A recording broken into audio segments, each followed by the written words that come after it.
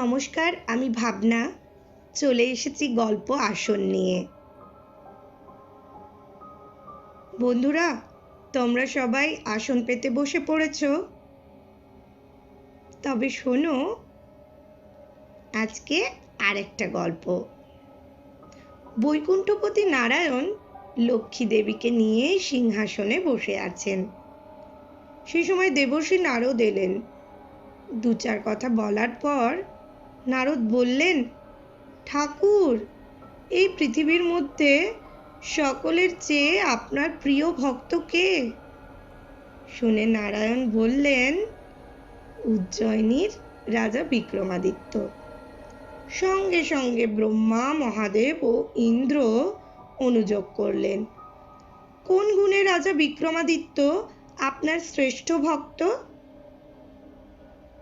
নারায়ণ হেসে বললেন, রাজা বিক্রমাদিত্য এই পৃথিবীর মধ্যে ধর্মে, কর্মে, দয়া, দাক্ষিণ্যে ও জ্ঞানে সর্বশ্রেষ্ঠ। এই কথা শুনে উপস্থিত দেবতারা সকলেই ক্ষুণ্ণ হলেন। যাবার সময় বলে গেলেন, আমরা বিক্রমাদিত্যকে একবার কঠোর পরীক্ষা করে দেখব। একদিন রাজা বিক্রমাদিত্যের রাজসভায় এক ব্রাহ্মণ এসে ভিক্ষে চাইলেন। রাজা ব্রাহ্মণকে যথোচিত ভক্তি দেখিয়ে জিজ্ঞাসা করলেন, দয়া করে বলুন, আপনি কি ভিক্ষা চান? উত্তরে ব্রাহ্মণ বললেন, তোমার ধর্ম। শুনে রাজা ব্রাহ্মণের পায়ে লুটিয়ে বললেন, ক্ষমা করুন ব্রাহ্মণ, আমার জীবন দান করতে পারি, কিন্তু বেঁচে থাকতে ধর্ম ত্যাগ করব কি করে? ব্রাহ্মণ হেসে বললেন, বেশ, তবে তোমার রাজ্য, ঐশ্বর্য সব দান করো। রাজা হাসি মুখে ব্রাহ্মণকে সব দান করে স্ত্রী পুত্রের হাত ধরে বেরিয়ে পড়লেন। স্ত্রী পুত্র নিয়ে পথ হেঁটে চলেছেন রাজা বিক্রমাদিত্য। ক্ষুধা তৃষ্ণায় ক্লান্ত, তবু চলেছেন তারা। কিছু দূর যাবার পর দেখলেন একটা বিরাট নদী। নদীতে একখানি ঘাটে নৌকো বাঁধা রয়েছে। তারা নৌকোয় উঠতেই মাঝি নৌকো ছেড়ে দিল। মাঝ নদীতে আসতেই উঠল প্রবল ঝড়। একটা বিরাট ঢেউয়ের আঘাতে নৌকো ডুবে গেল। রাজা শুধু বললেন, হে ধর্ম, তুমি রক্ষা করো। জ্ঞান হলে রাজা দেখলেন তিনি নদীর তীরে ছেঁড়া ও ভেজা কাপড়ে পড়ে আছেন। সহসা স্ত্রী পুত্রের কথা মনে করে তিনি তাদের সন্ধানে ঘুরতে লাগলেন। কিছুটা দূরে তার মতোই অচৈতন্য হয়ে স্ত্রী পুত্র পড়ে আছেন। ছুটে গিয়ে তাদের সুস্থ করলেন। কাছেই ছিল বিরাট জঙ্গল। রাজা সেই জঙ্গলে স্ত্রী পুত্রকে নিয়ে একটা পাতার কুটির তৈরি করলেন। সেই পাতার কুটিরেই রাজা বিক্রমাদিত্য বাস করতে শুরু করলেন। রাজ্য নেই, ধন দৌলত কিছু নেই, কিন্তু সেই ছোট্ট পাতার কুটিরই রাজা বিক্রমাদিত্য এবং তার রানীর আলোয় আলোকিত হয়ে থাকলো। তারা যেন সমস্ত ঐশ্বর্যে পরিপূর্ণ হয়ে থাকলো। একদিন রাজকুমার খেলা করছেন। এমন সময় ভাগ্যের একই পরিহাস, একটা বিষধর সাপ এসে রাজপুত্রকে আঘাত করে মেরে ফেলল। রানী পুত্র শোকে কাঁদতে কাঁদতে একেবারে জ্ঞান হারিয়ে ফেললেন।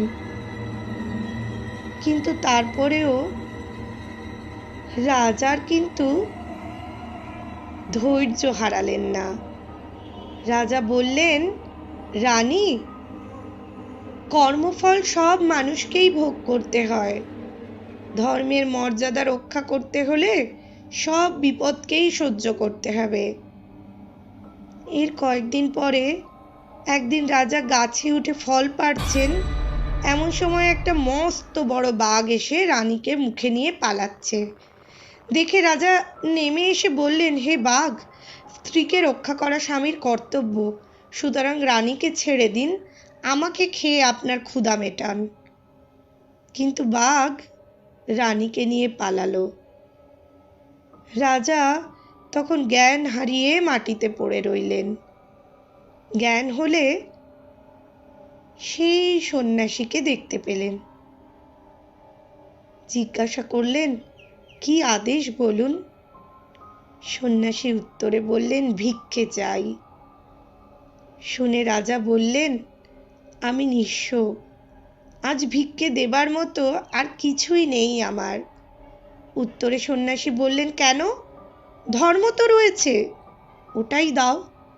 রাজা কেঁদে বললেন, সবই হারিয়েছি, কিন্তু ধর্ম হারাতে পারবো না। সন্ন্যাসী, আমার প্রাণ নিয়ে নিন আপনি। এই বলে রাজার অবশিষ্ট জ্ঞানটুকুও লোপ পেল। তিনি মূর্ছিত হয়ে পড়ে রইলেন। রাজা জানেন না তিনি কতক্ষণ ওই অবস্থায় পড়েছিলেন জঙ্গলে, কিন্তু জ্ঞান হলে দেখলেন রানী রাজপুত্রকে নিয়ে বৈকুণ্ঠের সিংহাসনে বসে আছেন রাজা বিক্রমাদিত্য। তারা উচ্চ কণ্ঠে রাজাকে বললেন, রাজা বিক্রমাদিত্য, দেখো, আমরা কিন্তু তোমার পাশেই আছি। রাজা জ্ঞানে অজ্ঞানে, চেতনায় অচেতনায় একাকার হয়ে গেলেন।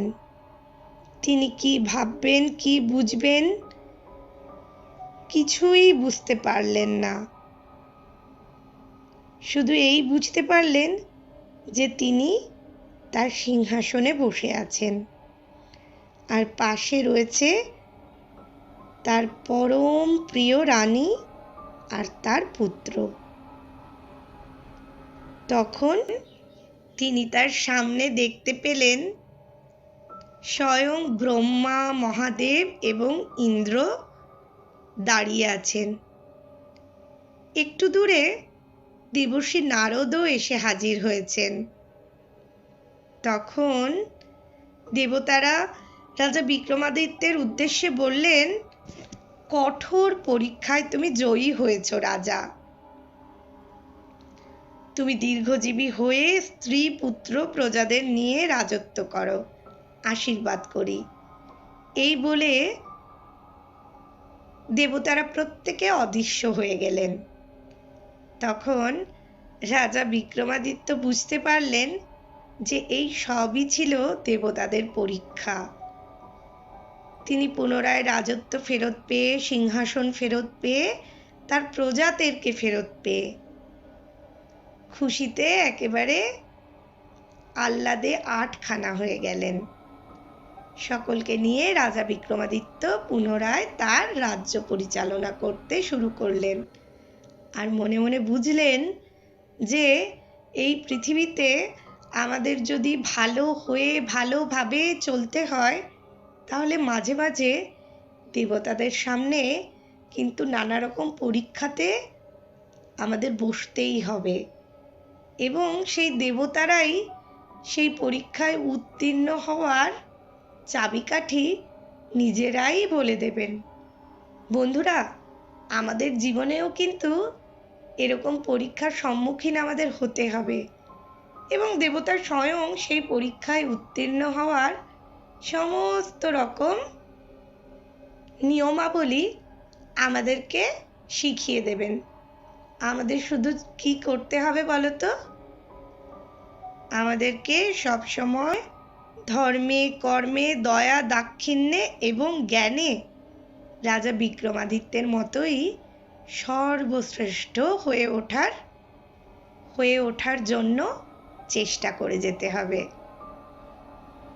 আশিরচা, এই গল্পটা তোমার কেমন লেগেছে? খুব ভালো লেগেছে। বন্ধুরা, যদি তোমাদেরও এই গল্পগুলো ভালো লাগে, তাহলে লাইক, সাবস্ক্রাইব আর শেয়ার করে কমেন্টে দাঁড়াও কি নতুন গল্প শুনবে। ঠিক, তাড়াতাড়ি জানাও আমাদের কি কি নতুন গল্প শুনবে।